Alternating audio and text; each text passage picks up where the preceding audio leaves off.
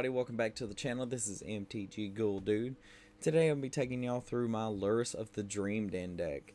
Now this is more of a tribal reanimators type deck, but I mean, the world is your oyster if you wanted to build this in a little bit more of a, I guess you could call it more focused on Lurrus's ability type. So let's go on ahead and get into it. So to start us off, if you never read Lurrus. Lurrus is a companion, that's his ability, but for 1 and 2 hybrid black and white, it's a 3/2 cat nightmare. And his companion effect says each permanent card in your starting deck has converted mana cost 2 or less. It also has lifelink and is a 3/2. During each of your turns, you may cast a permanent spell with converted mana cost 2 or less from your graveyard. Alright, so let's go on ahead and get into it. To start us off, we have our ramp with Arcane Signet, Charcoal Diamond, Commander Sphere. We can't bring that back with Lurrus, but it's still good card advantage. Diamond Line is advantage because we can also sack it, play it again later. Expedition Map, Marble Diamond, Mind Stone, Orzhov Signet, Soul Ring, Talisman of Hierarchy, Tormod's Crypt, and Wayfarer's Bauble. Now all the 1 mana drop artifacts, 1/2 mana drop artifacts, if you have to sacrifice them or something is causing you to sacrifice them, that's fine because you can still bring them back. Now Tormod's Crypt, I've actually gotten a good amount of use out of a Tormod's Crypt because there was a Beamtown Bullies deck on the at the table I was playing Lurrus with one time, and I just consistently just brought Tormod's Crypt back, and they were very annoyed, and so they had to end up taking me out of the game. Dorn Pouncer, this will be starting our cat theme. So Adorn Pouncer, it has double strike, it's a 1/1 for 2. Helps you in the early game. You can bring it back without having Eternalize it. The Ajani's Pride Mate, this is also a life gain deck, so I'm throwing like multiple different little themes in the deck. Then we got our life gain with Ajani's Welcome. Whenever a creature enters the battlefield under control, you gain a life.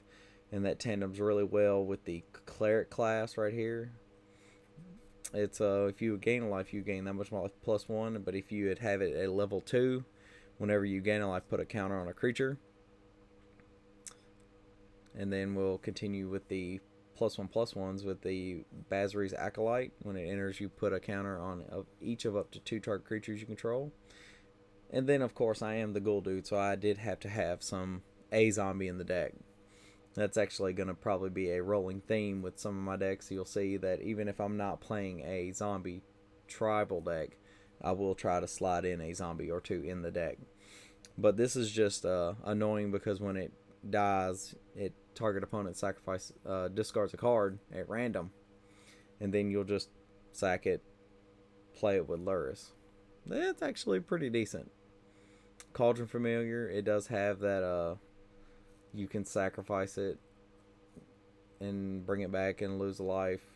You'll gain a life. But there's not a lot of food in this, so this one may actually end up being a cut. And like I said, we do have the Cleric class. Cradle of Vitality is a card that I don't think I ever realized was a thing. But whenever you gain life, you may pay 2 and a white, and if you do, put a +1/+1 counter on target creature for each 1 life gain. So you just make Lurrus pretty huge if you have a life gain engine going. Cub Warden does have a little mutate on it. Whenever it comes in, you mutate it onto another creature. It makes it bigger, and when it mutates, you get 2 cats. Dread Malakin, because it does have a sacrifice on it, I'm going to make itself bigger, and it gets counters. And it's pretty good when you can just swing in consistently with a turn 1 Pride Malakin. Entrails Feaster. This is an older card. This is also another zombie cat. But this heavily relies on you being able to get a creature out of your graveyard to keep him in play. This one may actually be a cut also. Felidar Guardian and Fathus. Fathus just gives Lurrus Menace and Death Touch. So not on top of having Lifelink, it would also have Menace and Death Touch. Felidar Guardian for those blinky effects. If I needed to blink a cat in and out, or if I need to blink an enchantment or a creature, it's actually pretty good. Felidar Retreat, when we play a land, we get a cat or we get counters. Felidar Sovereign is in the deck because it is probably one of the main. It's a win con. I'm not going to say it's a main, but it's in there. Icon of Ancestry pumps the team, and you can find a cat. Jamura Lion, you actually get to tap a creature down. Well, it basically can't block it. Kaya's Ghost Form to be able to consistently bring the Lurrus back, or be able to protect Lurrus. There are some loops that you can make with Lurrus, Kaya's Ghost Form, and Phyrexian Altar, where you could just consistently just keep sacking Lurrus with the Kaya's Ghost Form on it, with the Phyrexian Altar, and just have infinite death triggers. But that's not the kind of deck I wanted to play. King of the Pride pumps all of our cats. Leonin Skyhunter, which is just a good flying 2/2 for 2 cat. And Leonin War Leader actually helps bring in more cats when it attacks. So if you can find a way to give it some evasion, like, I don't know, maybe a Rogue's Passage, you could just keep making cats. And then we have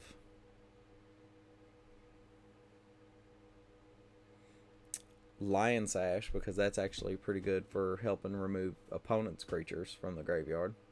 Lost Leonin has Infect, so you can buff it up and send it through the Rogue's Passage with enough power on it, you can kill a player. Orm's Prayer, this is actually a pretty decent card when it comes to, if you're trying to gain life but kind of not trying to play too oppressive. Orm's Prayer is an enchantment for 1 and 2 white, and it says if any creature would attack you, gain 1 life for each attacking creature. Then we're going to the Regal Caracal. Regal Caracal is just another good lord for the tribe. It also makes tokens and gives cats lifelink. Sacred Cat,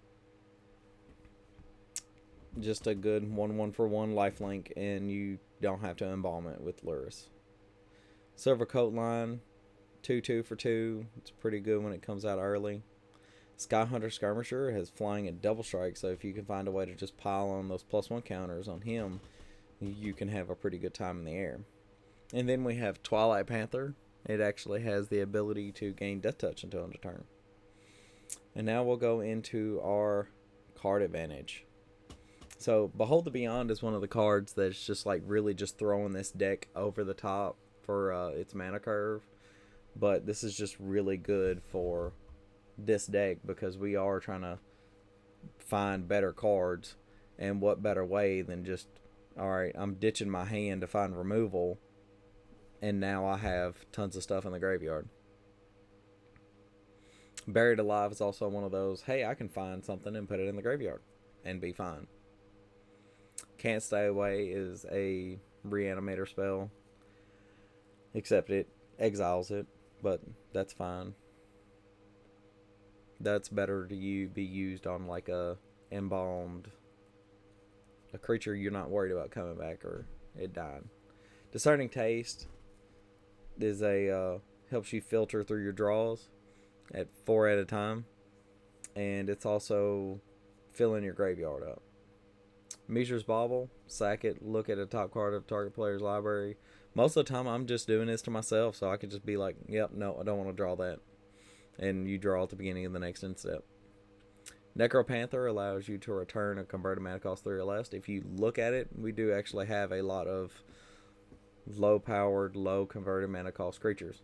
So it just turns out pretty well, especially if you can put it on like a smaller creature and just make it bigger. Omen of the Dead now. This is the one that I'm really high on in this deck. At any point in time, if you find a creature that you really are sad that you lost, like a Felidar Felidar Sovereign or the Guardian or even just the pump like Regal Caracal or something like that, this will bring it back for you. This is actually really good in this deck because it is low cost and you can sack it, put it in the graveyard. Skyclave Shadowcat. For 1 and a black, you can sacrifice a creature and put a counter on the cat.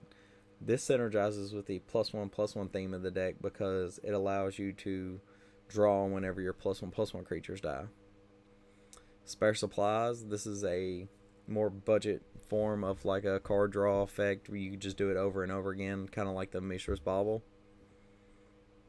Siphon Mind. I do play in actually bigger tables, like 5+ tables, so Siphon Mind actually does a lot of good for me personally. And then we have the Vanquisher's Banner, pump, and for when you cast a creature of the chosen type, you can draw a card. And now we're working into our removal. Chroma's Will is more player removal more than anything, so that's pretty good. Crib Swap will exile a target creature and replace it with a shapeshifter, changeling. Depopulate. This one's really good because if we have to, Lurrus and some of our other creatures are multicolored. Dispeller Capsule. I'm really high on the removal spells that I can just get back. So, Dispeller Capsule, Tormod's Crypt, stuff like that. I really enjoy playing in this deck. But for 2 and a white, you can tap it and sacrifice it, destroy target artifact or enchantment. So if you got something that's keeping you from playing your cards from your graveyard, there's your way to remove that. Feed the Swarm. Destroy target creature or enchantment and you lose the life. Hopefully with this deck we're not looking to lose too much life. Felidar Cub. Sack it, destroy target enchantment. You can't get no better than that. And play it again next turn. Or play it that turn. To do it again. Heartless Act. Destroy target creature with no counters on it and remove up to 3 counters from target creature. Lapse of Certainty. It's white counter spell. Path to Exile. I got a pretty one in there for this deck because this is the one I'm just playing around with, getting it good in there right now. The Swords to Plowshares and the Vanishing Verse will finish off our removal. And now we can go into the land base. I had to get a borderless foil Animal Sanctuary. I haven't changed it on the deck list, but it's in there. Caves of Kolios. Life loss for mana. For colored mana. None for colorless. Command Tower. Fable Passage. Field of Ruin. Obscura Storefront. They're a little bit more life gain. Plains. 17 plains in the deck. Rogue's Passage, of course. The Shinedown Snarl. This is just in there because I had one and I thought it'd be neat. Silent Clearing. 6 Swamps. A Tainted Field. Temple of Silence. Temple of the False God. And finally, to round it out, that is a Vault of Champions. But anyway, guys, I appreciate y'all watching and subscribing and commenting. But I think that's going to be all for me today, and I'll see you guys next time in the graveyard.